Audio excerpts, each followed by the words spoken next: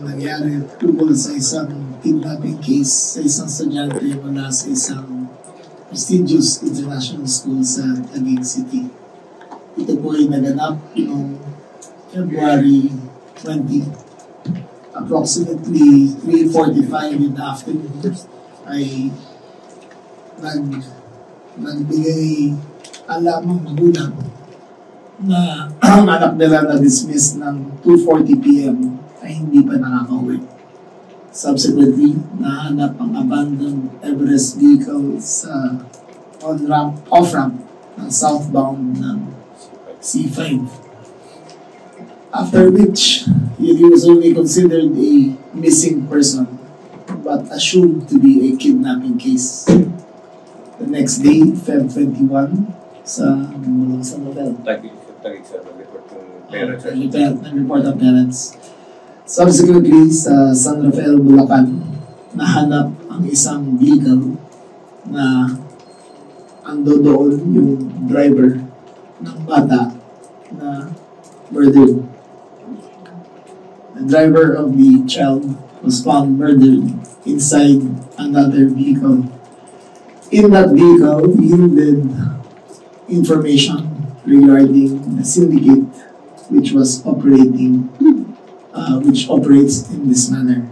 Now, the contents of that include pictures, conversations, cell phone numbers, strategies, casings of how they would do the job. Now, the driver is already deceased, so he cannot be considered a person of interest. However, the vehicle where he was found yielded evidence. Subsequently, a demand ransom of $20 million was made. Ito po ay hiningi at pinanggihan ng magulang.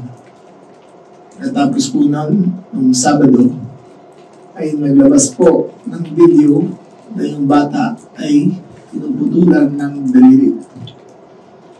Nung kinalingguhan ay nagkaroon na naman ng conversation. Ito po ay humingi ang magulang ng proof of life. Yung proof of life ay nakita yung bata na kumakanta ng paboritong awitin ng kanyang nakababatang kapatid. Kumanta yung bata, nakangiti naman, at nakita na, at mula sa video niya na mukhang in good health. Nung Lunes ay nag-yield na ang EKG ng positive results out of the evidence found nang nagbiping na ng signal ang mga cellphone ng mga abductor. You have to understand that this group is very sophisticated. Yung tawag nila at kung nasaan yung bata ay magkahiwalay na lugar. Pero ang daming numero naiwan doon. Dinala sa ama at nireconcile namin lahat. Nag-identify naman, nakita na yung bata ay pinutulan ng daliri mula sa kanan mula dito sa dulo. Yung bata ay matapang, hindi siya umiiyak, masaya nakita ang kanyang magulang, pinakita ang kanyang ama ay nataranta. Dinala namin yung bata sa ospital, nagkaroon ng maikling debriefing at ngayon ay nakahiwalay na yung pamilya. Let me make another point clear. The ransom demand went from $20 million to $1 million to no ransom being paid by the family. I would like to congratulate the EKG, the NCAPRO, for their vigilant efforts in chasing after this. This is a function of effective policing. We suspect na ang tinanggal ang biktima ay galing sa pamilya na nag-ooperate ng Pogo natin. We are definite na ang sindikato na nasa likod ng kidnapping ay former operators ng Pogo din.